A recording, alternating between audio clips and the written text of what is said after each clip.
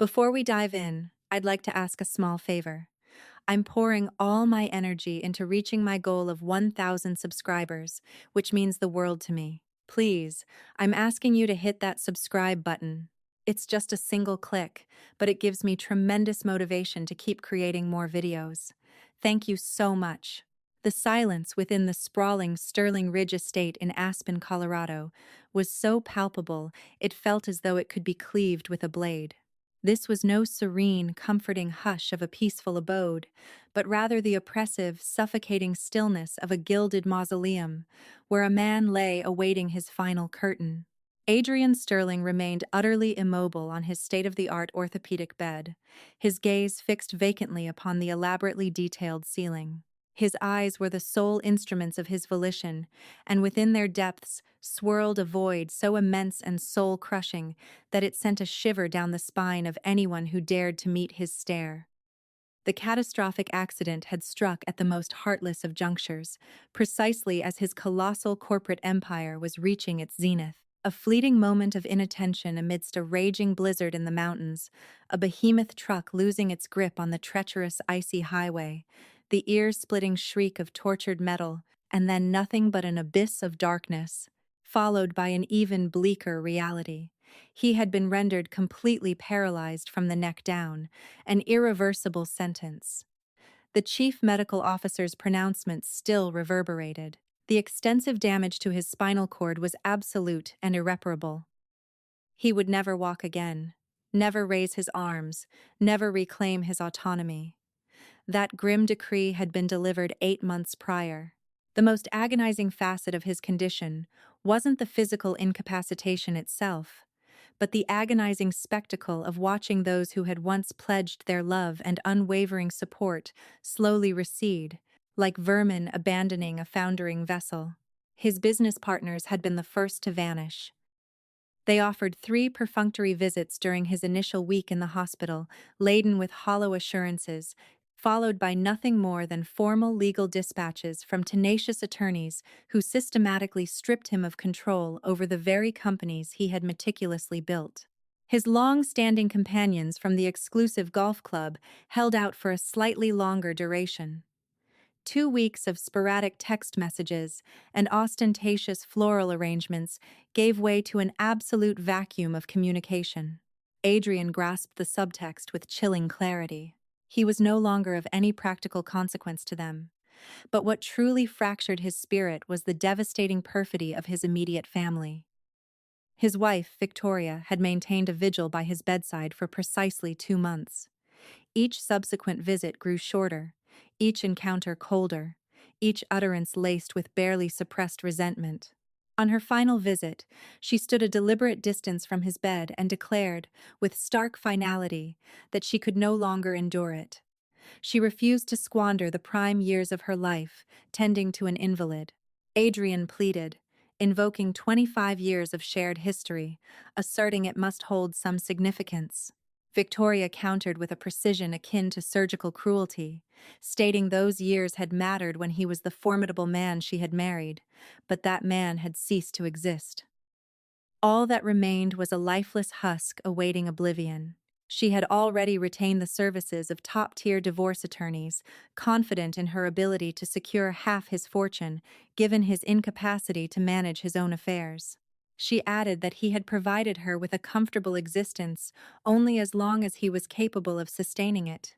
Now, he could offer her nothing, and she was unwilling to fritter away her most vibrant years attending to adult diapers and wiping the drool from someone already deceased in every aspect but his name.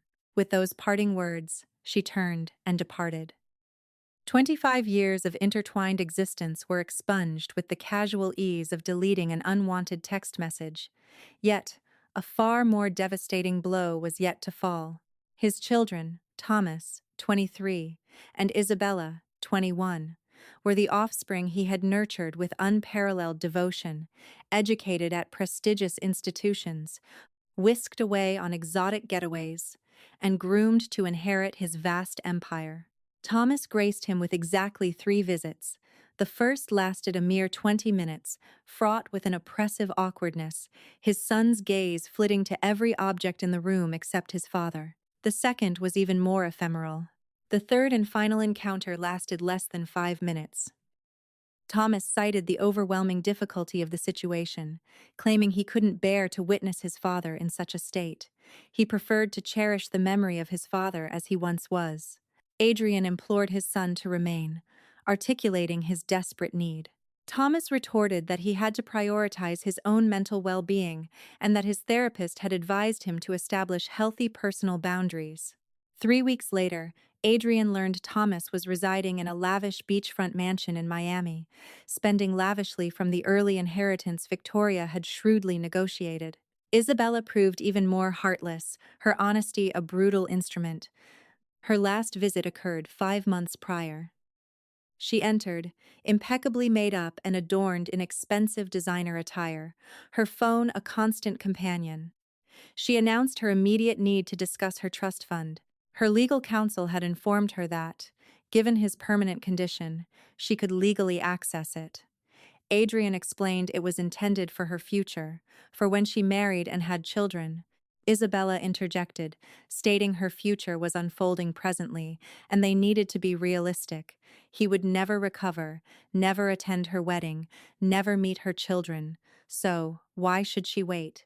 Adrien countered, appealing to their familial bond, to his love, to the belief that their connection held more weight than mere currency. Isabella sighed and declared, "Love doesn't pay my bills or provide the lifestyle I deserve.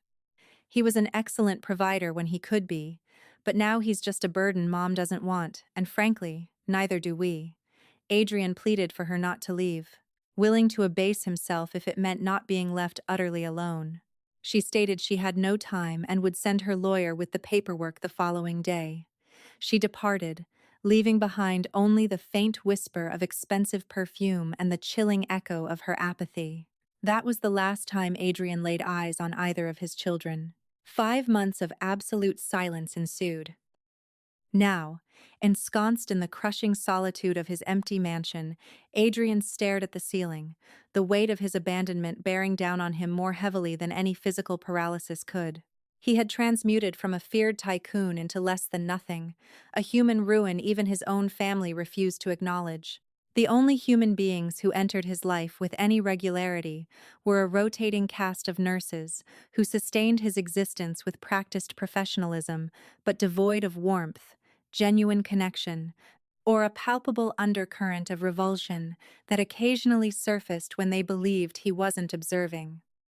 One particularly bleak night, the nursing service contacted his assistant to report a staffing emergency and that a different caregiver would be dispatched. Adrien paid them no mind. He had long since surrendered his concern about who tended to him. The door to his chamber creaked open around 9 o'clock. Adrien was still gazing at the ceiling. "Good evening, Mr. Sterling," a gentle voice inquired, instantly distinct from all previous nurses. There was an authentic warmth, untainted by forced gaiety or detached frostiness. Marina Vega entered. She was not a professional nurse, a fact he discerned immediately from her unpretentious uniform and her hesitant survey of the room. Middle-aged, her hair pulled back in a simple ponytail, her face bore the lines of someone who had endured profound hardship but had chosen not to let it consume her. Her brown eyes radiated a compassion that seemed utterly sincere.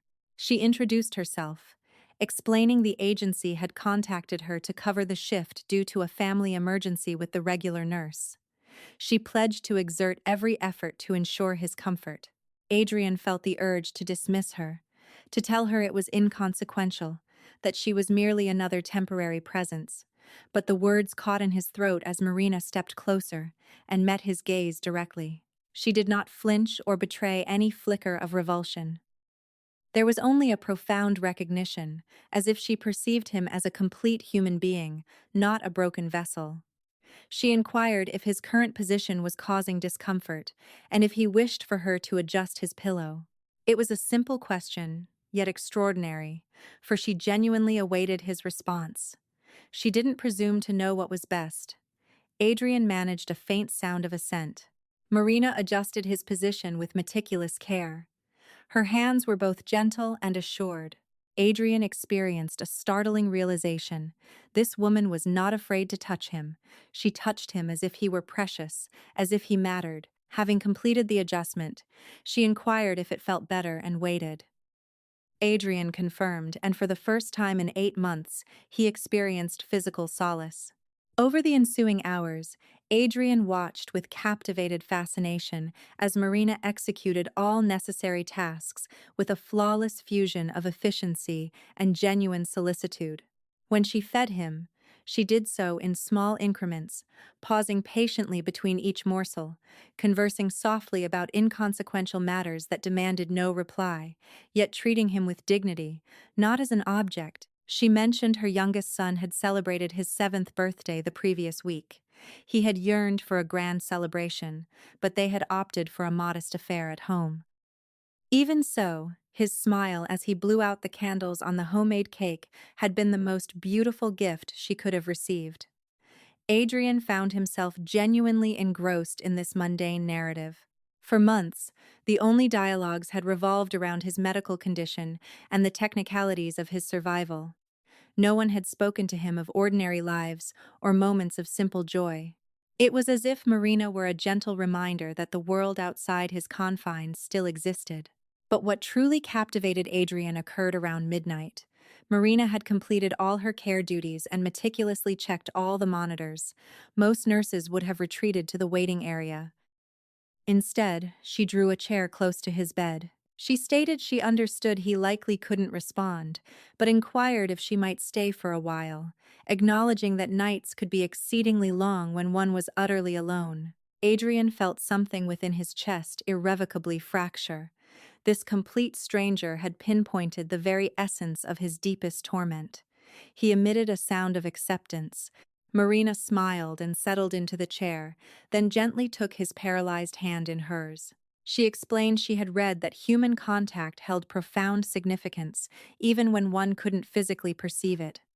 Adrien couldn't feel the touch physically, but he felt it deeply on an emotional level.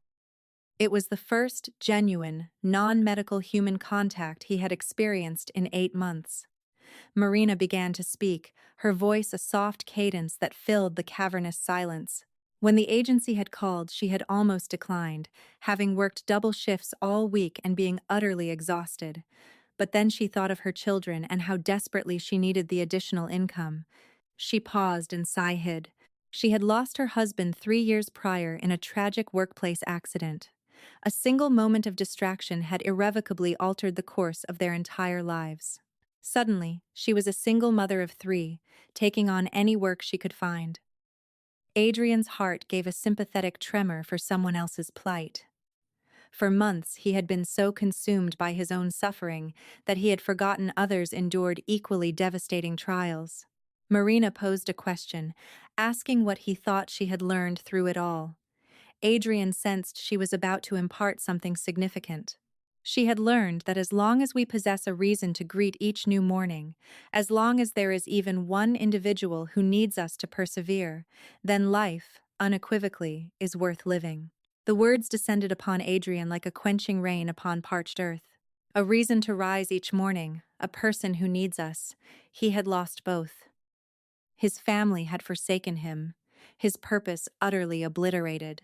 Marina gently squeezed his hand and said she knew he likely felt profoundly alone and perhaps believed there was nothing left to live for, but he was entirely mistaken. Adrien emitted a questioning sound. How could she possibly know? Because she was right there, holding his hand, and could feel the steady beat of his heart. And as long as his heart continued to beat, there was hope. Perhaps not the hope of regaining the ability to walk, but the hope of discovering new meanings, forging new connections, and finding new reasons to cherish each sunrise. It was the most absurdly optimistic sentiment anyone had uttered in months. Yet, there was something in the way she spoke, in the way she waited, drawing from her own wellspring of loss and pain, that imbued her words with a profound and resonant truth. Marina continued, returning to her placid narrative. Her eldest son, Gabriel, was 13.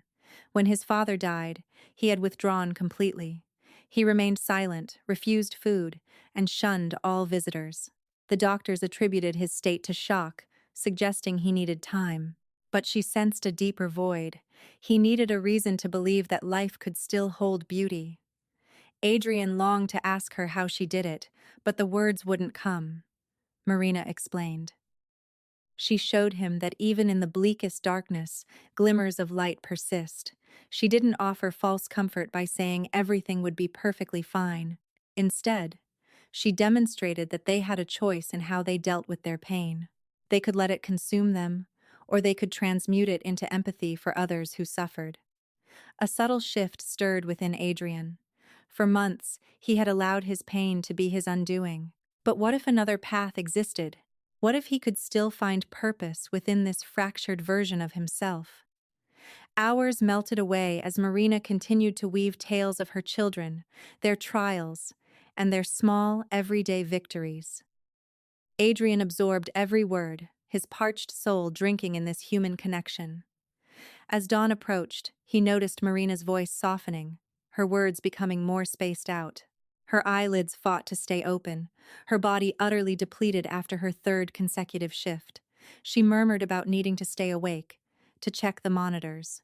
But before she could finish, her eyes fluttered shut. She struggled to reopen them, a flush of embarrassment coloring her cheeks. Adrien yearned to tell her it was all right to rest. That for the first time in months, he felt a genuine sense of well-being simply by having someone present. Yet, the words remained trapped. Marina, succumbing to exhaustion, gently rested her head on the edge of the bed, her hand still clasped with Adrien's. Utterly spent from shouldering the burden of her family with her relentless shifts, she drifted into a deep sleep. Adrien looked down, observing this virtual stranger sleeping beside him, her hand still cradling his paralyzed one with such profound tenderness, as if it were a treasure to be fiercely protected. Strands of Marina's hair had escaped her ponytail, falling across her face. Adrien could discern the etched lines of deep fatigue and worry on her skin. In that precise moment, something extraordinary bloomed within the hardened heart of Adrien Sterling. For the very first time since the accident, he felt a sensation beyond bitterness and self-pity. He felt an overwhelming sense of gratitude that this exhausted woman, clearly grappling with her own monumental challenges, had chosen to treat him as a human being rather than a mere obligation. And then, an even more astonishing feeling washed over him. A sudden, fierce urge to protect someone else, to do something to aid this woman teetering on the brink of collapse while striving to hold her family together. For the first time in 8 months, Adrien Sterling desired to live, not merely to exist. He yearned to find a way to assist this woman who had gifted him the ability to see himself as human when everyone else had dismissed him as broken refuse. Tears began to stream down his cheeks, but for the first time, they were not tears of despair. They were tears of hope. As the first light of dawn began to paint the room, Adrien gazed at Marina sleeping beside him and made a decision that would irrevocably alter both their destinies. He would find a way to transform his suffering into something meaningful. He would discover a path to help this woman and her family. He would prove that even a man completely paralyzed could still make a tangible difference in the world. Because in a single night, Marina had imparted to him what months of professional therapy had failed to achieve. That life doesn't cease when you lose everything you believed defined you. Life begins anew when you discover a reason to care for another. Adrien knew with absolute certainty that he had found his new reason to live. What he couldn't possibly foresee was that uncovering the full truth about Marina and her children would shatter his heart in ways he couldn't yet fathom, and that this devastating revelation would ultimately be his salvation. The morning light streamed through the curtains. Marina woke with a jolt, her disoriented eyes scanning the room. Then, reality crashed in. She was still in the chair beside Mr. Sterling's bed, her hands still entwined with his, her neck stiff and aching. "Oh, my goodness," she whispered, sitting up abruptly, mortified. She offered a cascade of apologies, insisting this should never have happened and that she was completely irresponsible. If he wished to report her, she understood. She trailed off as Adrien looked at her with an expression she had never witnessed from a patient before. There was no annoyance, no accusation, only profound gratitude. Marina blinked, a flicker of confusion in her eyes. She checked the monitors, verified everything was in perfect order, and confirmed Adrien was comfortable. All was as it should be. So why was he looking at her like that? She asked if he was all right. Adrien made the soft sound she had come to interpret as an affirmative. Then, with visible effort, he shifted his gaze towards the window and back to her, a silent signal for the sunrise. Marina turned to the window. The sky was a breathtaking canvas of gold and orange hues. "It's beautiful," she admitted. When she looked back, Adrian's eyes were glistening with tears. It was in that moment that Marina grasped something profound had transpired during the night. This man, who according to agency records had refused all communication with therapists, rejected all visits, and dismissed 3 nurses in the past month, had listened to her for hours, and something deep within him had been stirred. Her phone vibrated. She answered with the focused attention of someone carrying an immense weight. Her youngest son had a very high fever. She instructed Gabriel to administer the syrup and to stay with his siblings until she arrived. Hanging up, she allowed her composure to falter for a fleeting second, closing her eyes and pressing the phone against her chest. Then, taking a deep breath, she reverted to the steadfast Marina she always was. She informed Adrien that she needed to leave immediately. The agency would dispatch the morning nurse within the hour. All monitors were functioning correctly and medication was prepared. Adrien emitted an urgent sound. Marina turned and saw him staring intently at the small desk where the communication notebook was kept. "Did you want to tell me something?"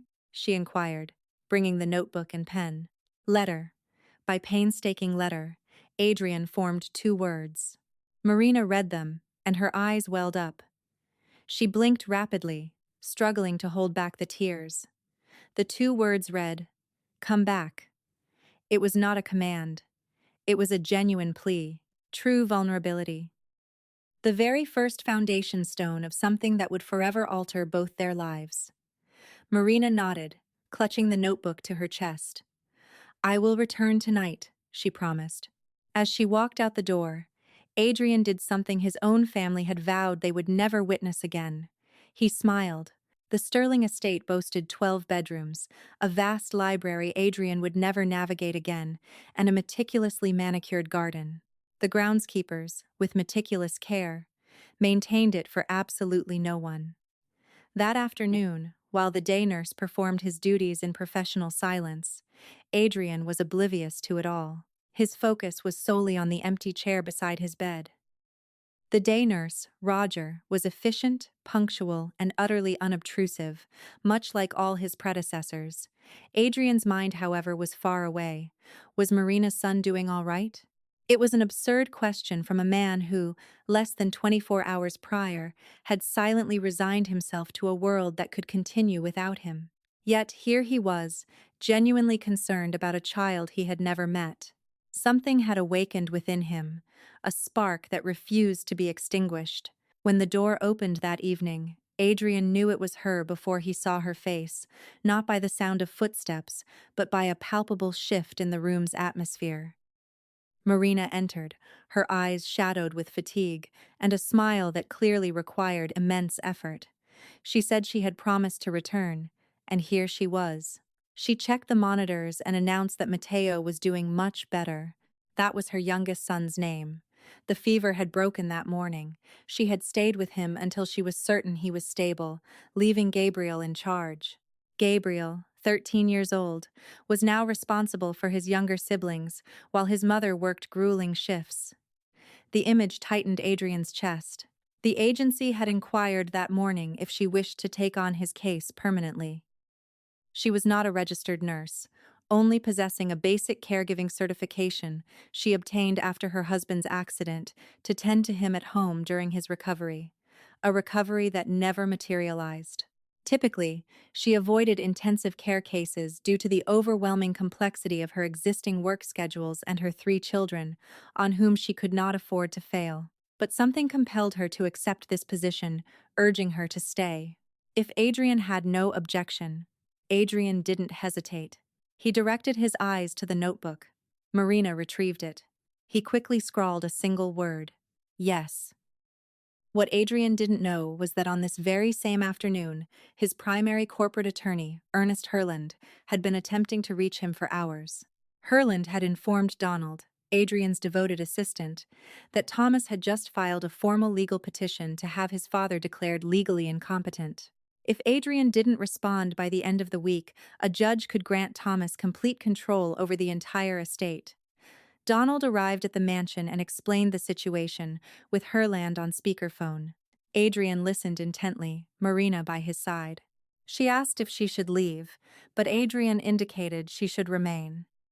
Thomas was making an aggressive argument that Adrien's physical condition rendered him incapable of communication and rational decision-making.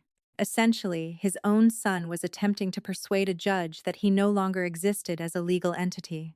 Adrien closed his eyes, not in despair, but in a surge of simmering rage and fierce determination that had lain dormant for months. Now awakened, he opened his eyes and directed them at Donald. Donald asked what he required. Adrien shifted his gaze to the notebook. Marina held it. Donald spelled out each letter aloud. When he finished, Donald read the complete message.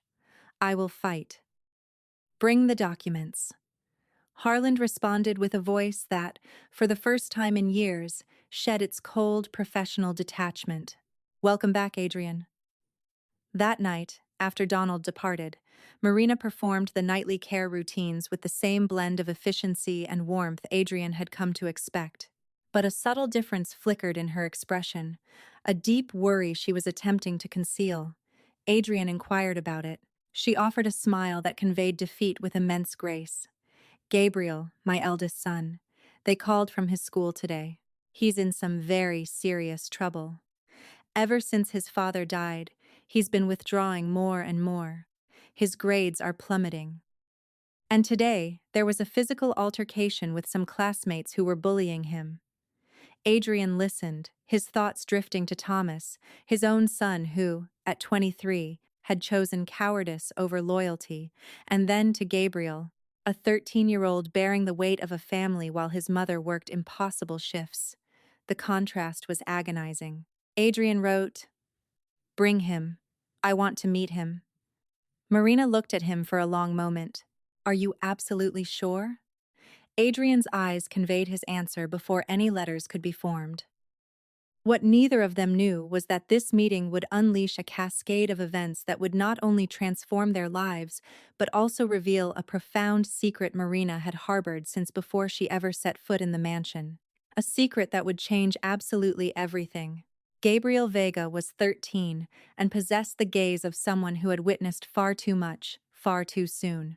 He entered the Sterling mansion with shoulders hunched and eyes darting in every direction, a mixture of adolescent awe and ingrained distrust. He was a slender boy, his hands buried deep in his pockets, his hair slightly disheveled. Marina walked beside him, a gentle hand resting on his shoulder. As they entered Adrien's room, Gabriel froze dead in the doorway.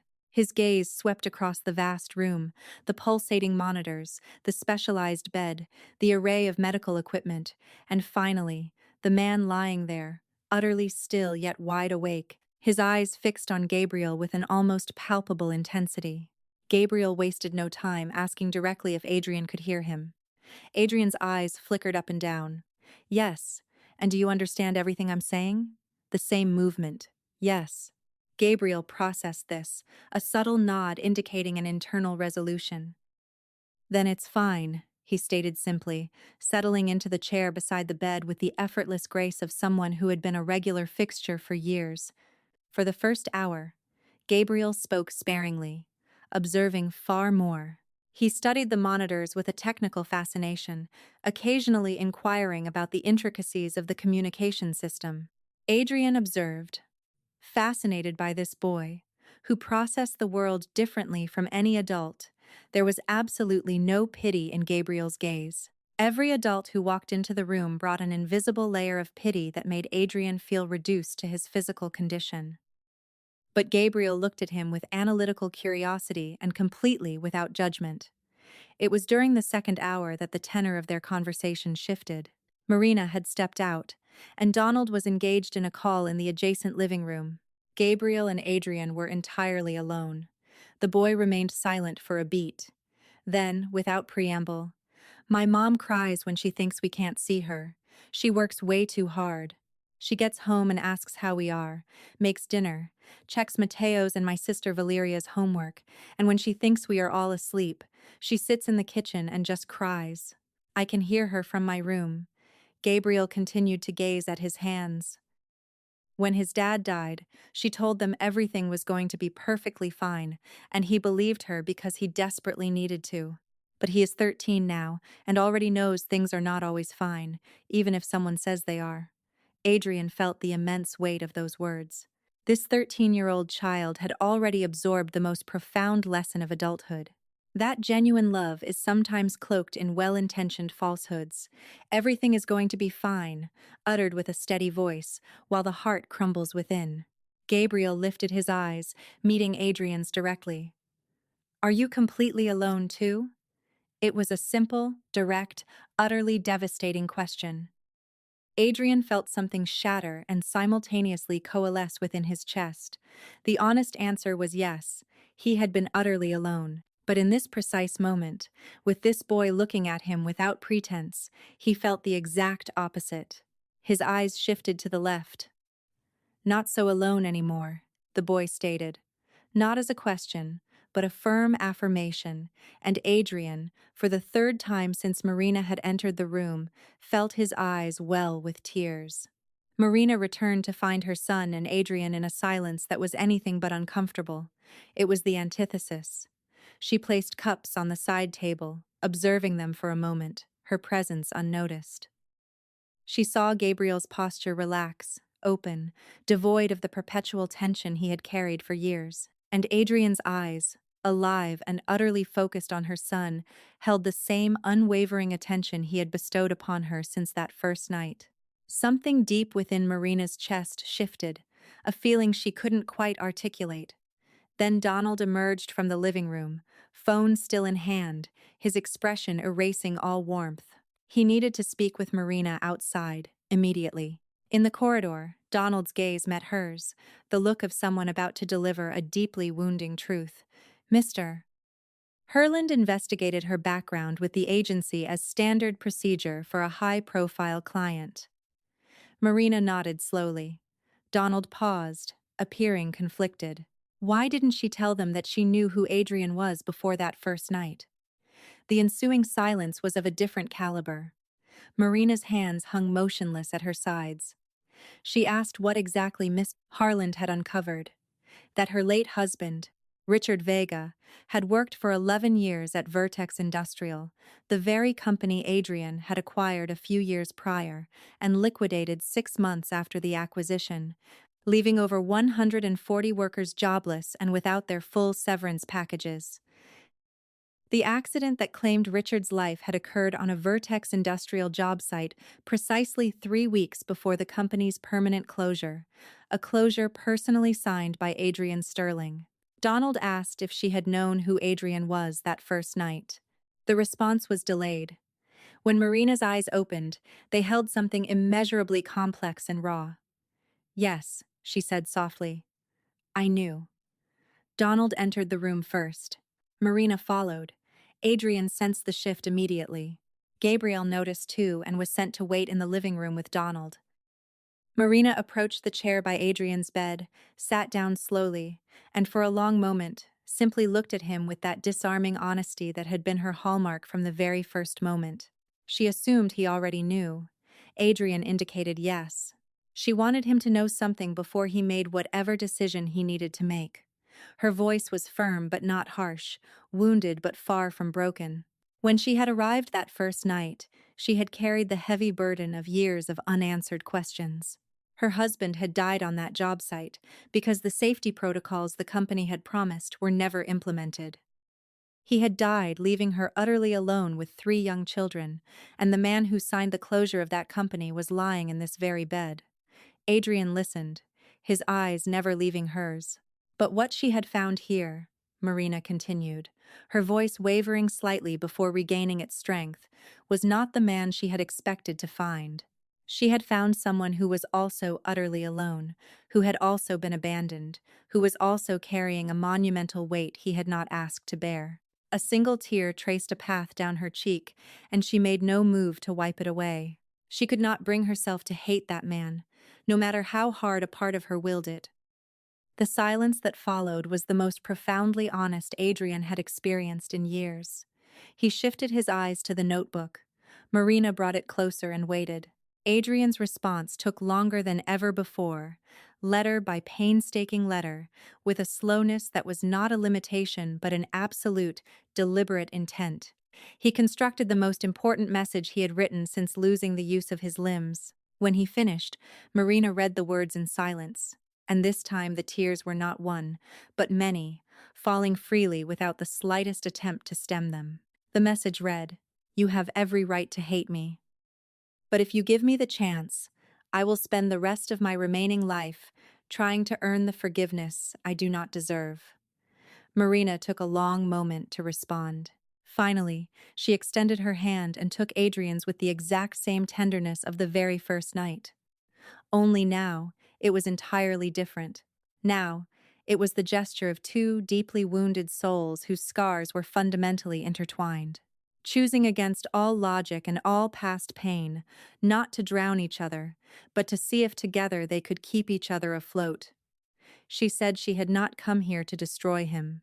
She had come to understand that what she had understood was that pain is never healed with more pain. The storm arrived precisely 3 days after Marina confessed the truth. Donald walked in, his face etched with a tension Adrien had never witnessed, followed by Harland. Marina's eyes lifted, and she knew instantly something terrible had transpired. They needed to speak, right now. Thomas's attorneys had presented this to the judge that morning. Donald opened a thick legal folder. Inside were numerous surveillance photographs.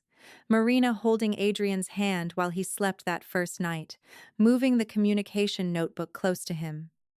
Marina and Adrien looking at each other with expressions any outside observer could easily misinterpret as something far more than caregiver and patient, and the most devastating one of all. Gabriel sitting beside the bed, laughing genuinely with Adrien in a moment clearly showing real affection. Thomas was aggressively arguing that Adrien was being heavily manipulated emotionally by Marina, that she was using her position to gain access to his fortune, and that she was involving her minor children in an elaborate scheme of undue influence over a vulnerable, incapacitated man. The silence was absolute. Marina looked at the photographs, her expression shifting from shock to comprehension, and finally to absolute terror. Not terror for herself, but terror for her children. There was more. They had filed an emergency motion arguing that Marina represented an immediate danger to Adrien and must be removed immediately as caregiver. "That's absurd," Marina managed, but her voice had lost all its strength. Harland said there was something significantly worse. They had also contacted Child Protective Services. Marina turned completely pale. They were formally arguing that Marina was severely neglecting her own children to dedicate excessive time to Adrien, and that she was using her children, specifically Gabriel, to emotionally manipulate an incapacitated man. They had already scheduled an emergency assessment visit to her apartment to investigate the conditions in which her children were living. The words fell upon Marina like heavy stones. Adrien saw her literally stagger back, gripping the edge of the bed with white knuckles. "No," she whispered, her voice utterly broken. "They cannot take my children away from me. I work 3 jobs to provide everything they need. They are safe. They are loved." "I would never," Harland interrupted, his firmness attempting to be comforting, but failing to mask the stark gravity of the situation. He knew she wouldn't, and they were going to prove that in court, but she needed to prepare for what was coming. They were going to investigate absolutely everything.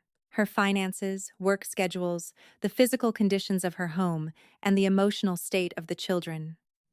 Marina closed her eyes. When she opened them, there was a painful resolution. She would resign from the caregiver position right now.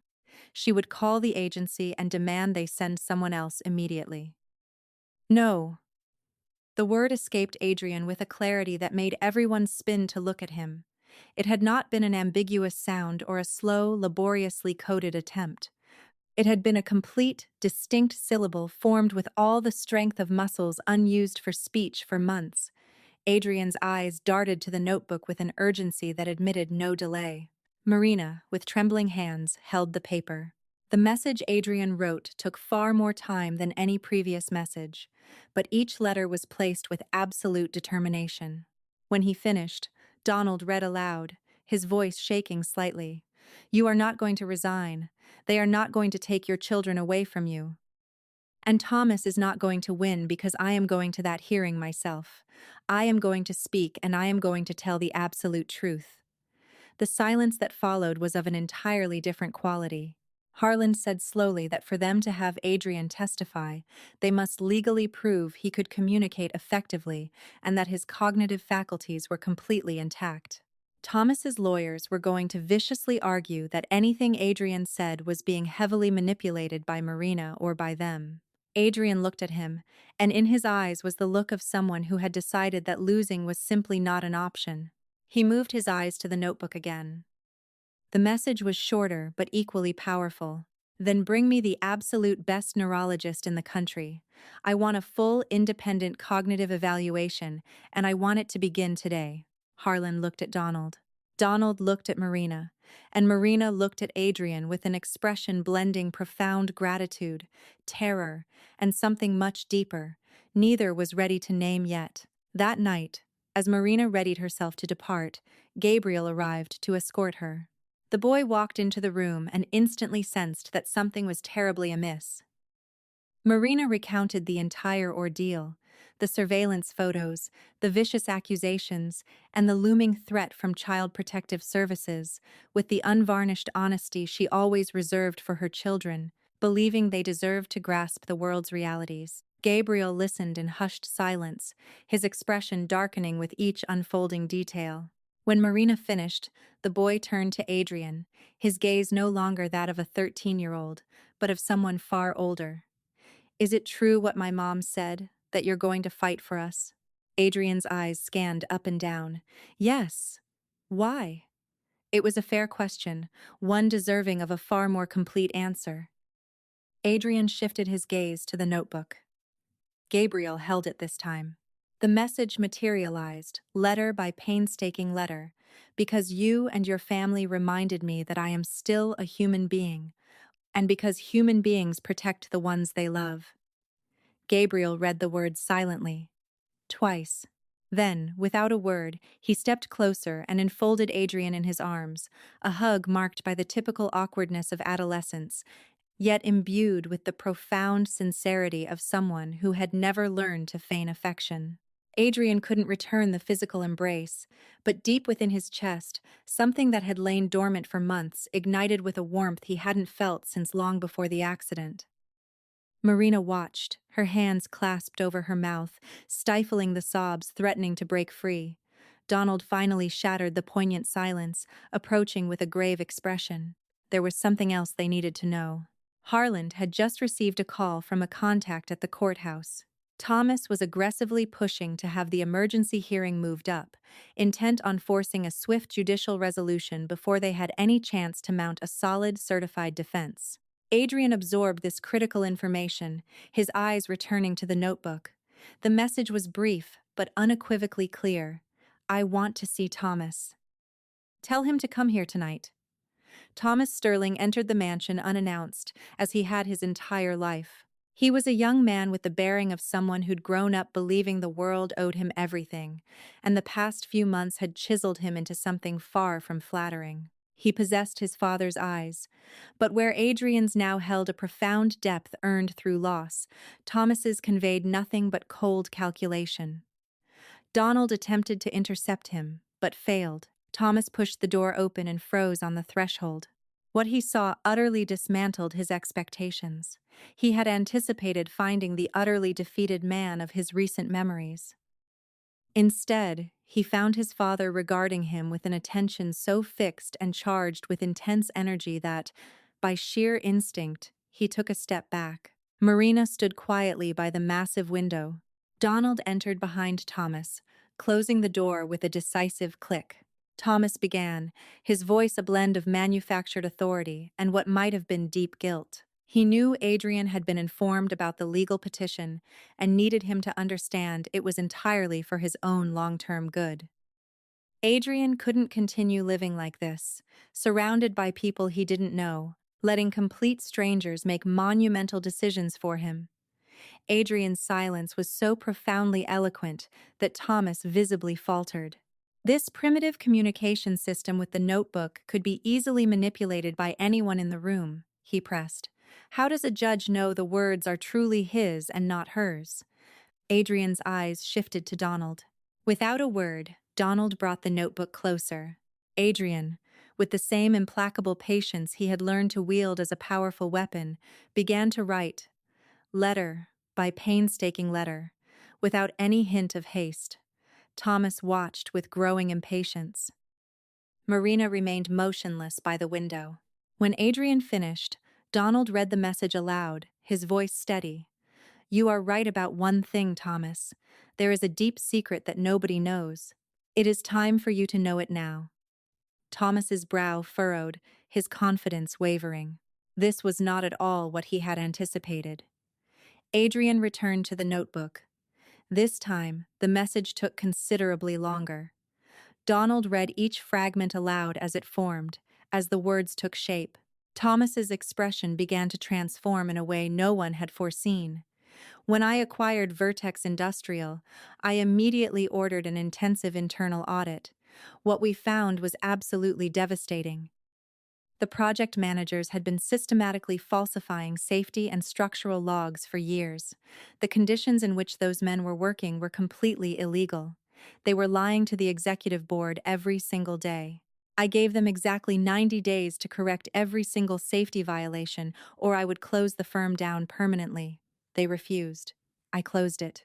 What I was unable to do before my catastrophic accident was open. The major compensation trust fund I had fully prepared for the affected families. The silence that followed was unlike any previous silence. Marina had stopped gazing out the window. Her eyes were fixed on the handwritten words, her expression shifting from sheer astonishment to profound emotional pain, and then to something that defied easy naming, her hands trembling slightly. Donald responded before anyone else could. Mr. Herland has the complete certified documentation. Adrien was fully intending to proceed legally against those corrupt managers right before the accident. Everything is securely archived in the legal vaults. Thomas remained speechless. He looked at his father with an entirely new expression, like someone who had just discovered the map they had been using to navigate their entire life was fundamentally wrong from the very beginning. Dad, Thomas finally said, and for the first time in months, his voice carried absolutely no calculation or manufactured urgency. Only the raw voice of a son who had just understood he had judged blindly before ever knowing the truth. I did not know any of this. Adrien regarded him for a long, quiet moment, then moved his eyes to the notebook one final time. Donald held it as Adrien wrote, I know you didn't. That is exactly why I am telling you now. Thomas sank heavily into the chair beside the bed, not because he had been invited, but because his legs simply refused to support his weight any longer. Doctor. Camila Ruiz arrived a few days later with her specialized medical team from the Rocky Mountain Neurological Institute, spending 3 full, exhaustive sessions evaluating Adrien using a methodology she described as the most rigorous available globally for patients with severe paralysis. She was a woman of precise movements and direct, piercing questions, who did not feign superficial compassion but did not hide her profound professional respect either. She worked with Adrien as if he were precisely what he was, a brilliant, completely intact mind inhabiting a body that refused to respond. At the conclusion of the final session, she spread her extensive medical report across the table, summarizing her findings while standing. The cognitive faculties of Mr. Adrien Sterling are completely and perfectly preserved. His capacity for complex reasoning, memory, abstract logic, and independent decision-making shows absolutely zero deterioration. The communication system he utilizes is entirely valid, reliable, and scientifically verifiable. She gathered her materials with characteristic efficiency. I would defend this report in a court of law with absolute scientific certainty. Donald let out a long breath he had been holding for days. Marina squeezed her eyes shut for a brief instant, allowing pure relief to wash over her before recomposing herself. From his bed, Adrien observed them all, and in his eyes, Doctor. Ruiz detected something before she left, a crystalline clarity. Not the cold, calculating clarity of the billionaire businessman he had once been, but the far more difficult clarity that only arrives when someone has lost absolutely everything and has chosen, against all human logic, to build anew. Thomas formally withdrew the legal petition 4 days before the scheduled hearing. He did so completely without a press release, without calls to his high-profile attorneys, and without any of the dramatic, aggressive gestures that had characterized his legal offensive. He sent Herland a direct, brief message, which the veteran attorney read twice before calling Donald with a voice carrying something resembling genuine surprise. Isabella called the mansion directly that very same afternoon. Donald placed the call on speaker, and Adrien listened to his daughter's voice, which sounded entirely different from the last time, completely devoid of the calculated sharp edges that had defined her in recent months. Dad, Isabella said, her voice cracking on the very second syllable. Thomas told me everything. Everything you said about Vertex Industrial and about the Compensation Trust Fund.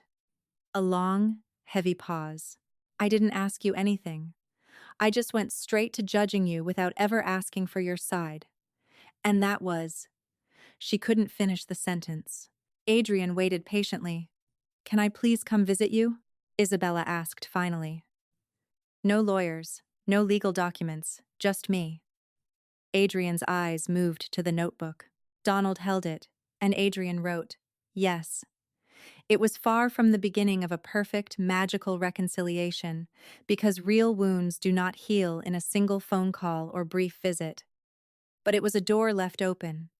Adrien, who had learned over the past months that an open door was more than enough when, accompanied by genuine humanity, it would be accepted for exactly what it was. The inspection visit from Child Protective Services to Marina's home was brief and definitive. The investigator found a small but immaculately clean apartment.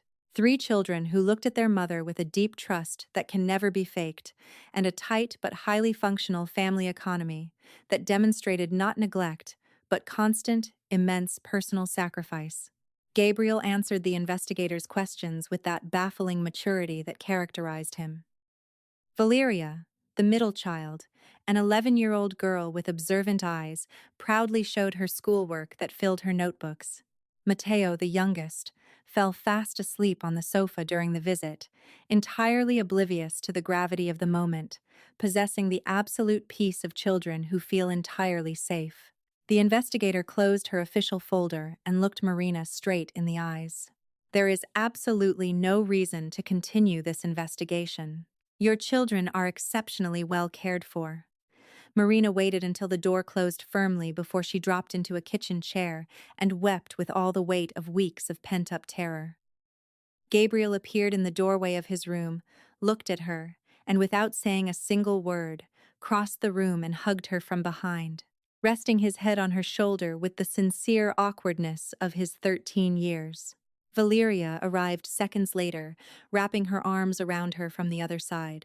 Mateo continued sleeping peacefully on the sofa, and Marina Vega, who had carried a crushing weight alone for years that would have broken anyone else, finally allowed her children to hold her up. Weeks after the legal dust had completely settled, Adrien summoned Harland and Donald to his room, with a purpose neither anticipated. The message he constructed that morning in the notebook was the longest he had written since the day of his accident. Donald read it aloud while Harland took meticulous notes. Adrien wanted 2 monumental things done immediately. First, he ordered the immediate activation and full funding of the compensation trust for the families of all the workers of Vertex Industrial who had been left without their complete severance packages. Every single family, without exception, including Richard Vega's. Second, he established a vast philanthropic foundation in Richard Vega's name, dedicated entirely to providing full educational scholarships for the children of workers who perished in workplace accidents due to corporate negligence. Harland lowered his pen and peered at Adrien over his glasses, an expression the seasoned attorney rarely displayed. This will significantly diminish your personal net worth and estate, Adrien. Adrien shifted his gaze. Donald held the notebook. I know. Are you absolutely, unequivocally certain about this? Adrian's eyes blazed with fierce intensity before words could even form on the paper. Harland gave a single, decisive nod and returned to his legal pad. Marina learned of it that afternoon when Donald informed her in the hallway before she entered the room. She stood perfectly still in the corridor for a long moment, her hand pressed against the wall, allowing the immense weight of the information to settle within her. A place where sorrow and profound gratitude had learned to coexist peacefully.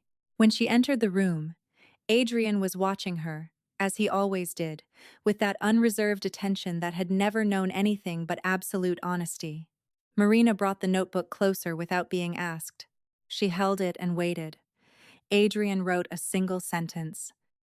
Marina read it, then read it again, and finally lifted her eyes to him, her expression not merely of gratitude, but of something far deeper, something harder to name. It was the look of someone who had carried a long history of profound pain, and had discovered that this history, through no deliberate design, had become the very path to something they could never have found otherwise.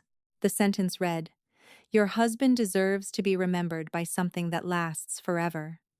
Sometime later, in the grand garden, meticulously kept immaculate for absolutely no one. For months, vibrant voices filled the air. Matteo darted wildly between the manicured bushes with the boundless energy of young children who need no reason at all to move. Valeria sat quietly on the stone bench beneath the massive oak tree, her legs tucked beneath her, completely absorbed in the world within her pages. Gabriel ambled slowly along the stone path, conversing with Donald about something that elicited a genuine, booming laugh from the young assistant, a sound the mansion had never before heard. From the large window of his bedroom, Adrien observed it all. Marina was by his side, seated in the chair that had become permanently hers. The chair no one dared to move, for it had acquired the silent, immense weight of things that truly matter in this life. Gabriel's grades have improved remarkably, Marina said in a low voice, gazing out at the garden. Last week, he showed me an essay he wrote for his English class about true resilience. She smiled. With that smile, Adrien had learned to read her most honest expression of all. He wrote about his father, and he wrote about you. Adrien felt a warmth that no longer surprised him, but never ceased to move him deeply, the profound comfort of knowing he mattered. Not for his fortune, not for his powerful surname, and not for what he could financially provide, buy, or sign away, but for who he was, for what he had actively chosen to be after losing absolutely everything he believed defined him. Marina turned her head and looked at him softly. "Do you know what I've learned through all of this?" she asked, her voice possessing that gentle cadence of conversations that make perfect sense without needing an explicit reply. Adrien waited. "I learned that forgiveness doesn't erase the past pain," Marina said. "The pain remains, but when you actively choose to release the burden of carrying it entirely alone, you discover your hands are finally free to hold other things." She looked out at the garden again, where her children were filling a space with vibrant life that had once been pure, stagnant solitude, things worth so much more. Outside, Matteo shouted something that made Valeria laugh aloud, and the pure sound reached all the way up to the room, like something that couldn't fit into any known corporate category, except for the simplest and most profound one of all: life. Adrien felt his eyes well up, but not with sadness. It had been a long time since his tears had been of sorrow. He looked at the garden, he looked at Marina, and he looked at her hands, which held his with the exact same tenderness as that very first night, when everything was absolute darkness, and she had arrived, carrying without ever knowing it, the only key that could unlock what remained of his heart. And Adrien Sterling, the man who for months had stared blankly at the ceiling, waiting for life to end, discovered that what lay before him was not the conclusion of a tragic tale. It was, with all its fragility and immense bravery, the truly beautiful beginning of one. The ultimate lesson revealed through the long, winding tapestry of human existence is that we are never truly defined by the storms we endure, but rather by the profound grace with which we rebuild our lives in their aftermath. To grow old is to understand that the grand structures we spend our youth frantically constructing, empires of wealth, fortresses of social status, and illusions of absolute control, are remarkably fragile things, capable of being swept away in a single, unyielding instant of cosmic redirection. True maturity lies in the painful yet liberating realization that our worth as human beings is never tied to our physical capacity, our independent strength, or the worldly power we wield over others, but is instead entirely anchored in our capacity to love, to extend mercy, and to allow ourselves to be deeply vulnerable in the presence of another soul. When stripped of everything we once believed gave us identity, we are presented with a stark, terrifying choice. We can either allow the lingering shadows of bitterness and self-pity to consume us entirely, turning our hearts into fortresses of isolation, or we can choose to open our eyes to the quiet, unassuming grace that often stands right beside us in our darkest hours. Forgiveness is not a passive act of forgetting past wrongs, nor is it a validation of the pain inflicted upon us. Rather, it is a fierce, courageous decision to unburden our souls from the crushing weight of resentment so that our hands may be entirely free to foster healing and compassion. We discover, as the years advance, that the most profound connections are often forged in the fires of shared brokenness, where the illusions of perfection are completely discarded, leaving only the raw, beautiful reality of two human beings choosing to hold each other up against the gravity of despair. True legacy is never written in stone monuments or legal trusts, but is gently etched into the lives of those we choose to protect, to uplift, and to love without condition. In the end, as the evening of life approaches and the superficial noise of the world fades into distant echoes, we find that the only currency possessing any true lasting value is the depth of the love we have shared, the peace we have cultivated within our hearts, and the profound knowledge that even from the absolute ruins of a shattered existence, something infinitely beautiful, meaningful, and enduring can still be courageously born.